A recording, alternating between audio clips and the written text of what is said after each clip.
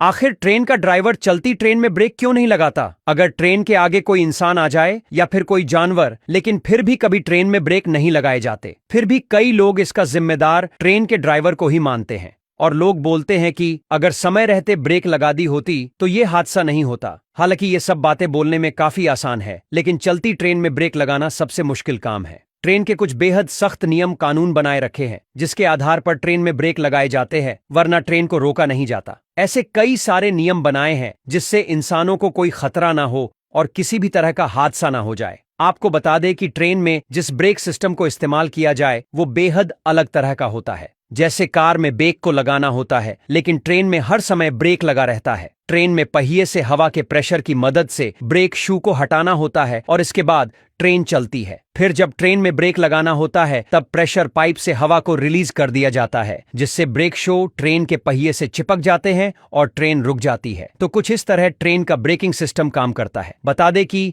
Break का pressure का कमान loco pilot के पास ही रहता है। लोको पायलट टायर से ब्रेक शू को हटाने के लिए 2 प्रेशर पाइप के जरिए प्रेशर भरता है और ये प्रेशर 5 किलोमीटर प्रति सेंटीमीटर स्क्वायर के हिसाब से भरा जाता है। जब ट्रेन चलती है तब ट्रेन की स्पीड ज्यादा से ज्यादा 100 किलोमीटर प्रति घंटे से भी ज्यादा होती है। इतनी स्पीड के चलते अगर लोको पायलट को ब्रेक लगाने होते हैं तो उसे दुर्घटना के आगे 850 मीटर आगे से ब्रेक लगाने होते हैं। तब जाकर 850 मीटर का रास्ता तय करने के बाद वो ट्रेन स्टेशन पर रुकेंगी। यानी दुर्घटना कहीं भी हुई हो, लेकिन ट्रैक को रोकने के लिए 850 मीटर पहले ही लगाने होंगे और तब जाकर ट्रेन धीरे धीरे रुक जाएगी। अगर ब्रेक लगाने में जरा भी देरी हो गई और स्टेशन या किसी जगह की दूरी 850 मीटर से कम है तो समझ लीजिए कि ट्रेन की दुर्घटना होनी पक्की है और इस वजह से बड़ा हादसा भी हो सकता है। अगर कोई ट्रेन पूरी तरह से भरी हुई है तो फिर उसकी दूरी 1 किलोमीटर रखी जाती है, यानी कि उस ट्रेन को 1 किलोमीटर पहले ही ब्रेक लगाने होंगे। आपकी जानकारी के लिए बता दे